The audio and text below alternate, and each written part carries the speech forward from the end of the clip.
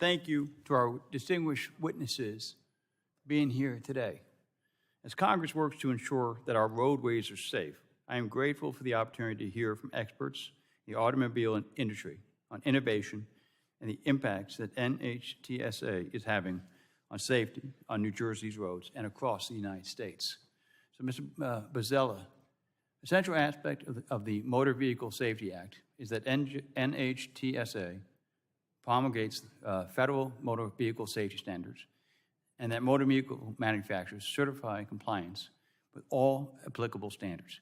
Can you discuss the importance of maintaining NHTSA's self-certification regulatory framework and how this framework supports motor vehicle safety and innovation? Yes, thank you, Congressman.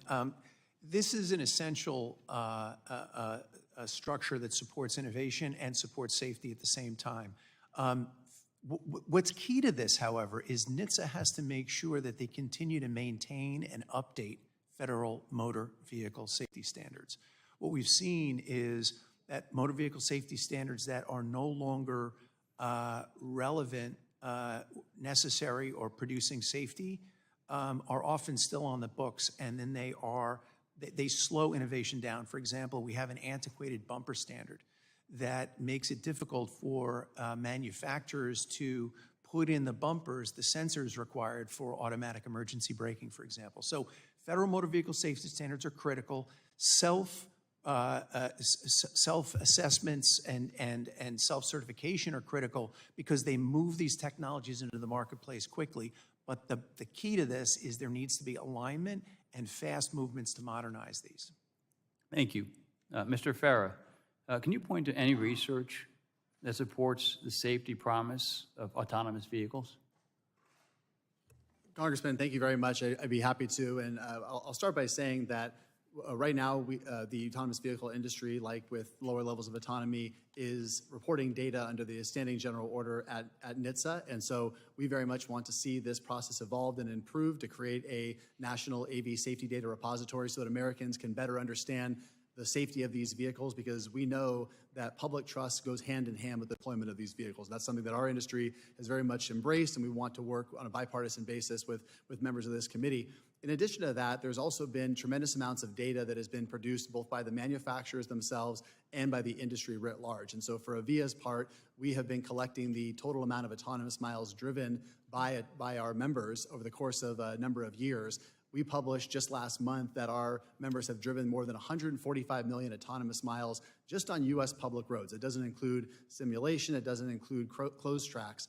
And what's really interesting about that is that that figure has more than doubled in just the last year. We went from 70 million to 145 million. So it really speaks to the inflection point that we are at right now with regard to commercialization.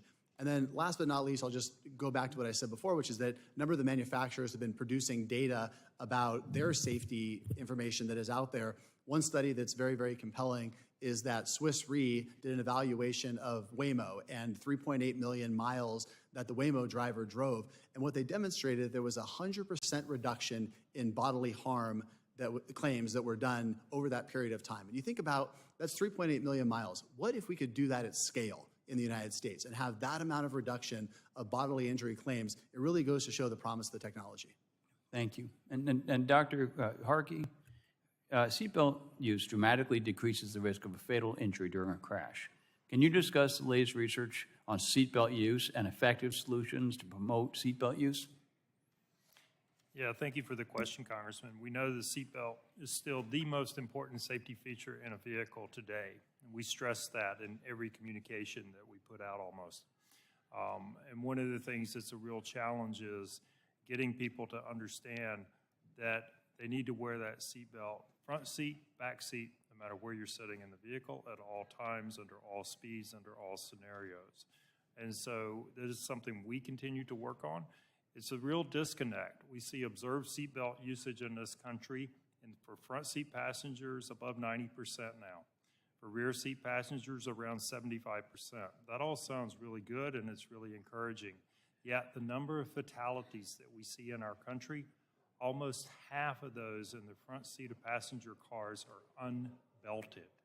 And so we've got to do a lot more work to figure out how to get people to buckle up, particularly those who are at high risk in vehicles. And so there's a lot more work that needs to be done there, and I would encourage this committee to help NHTSA think about what they can do to help with those who are not wearing that seatbelt.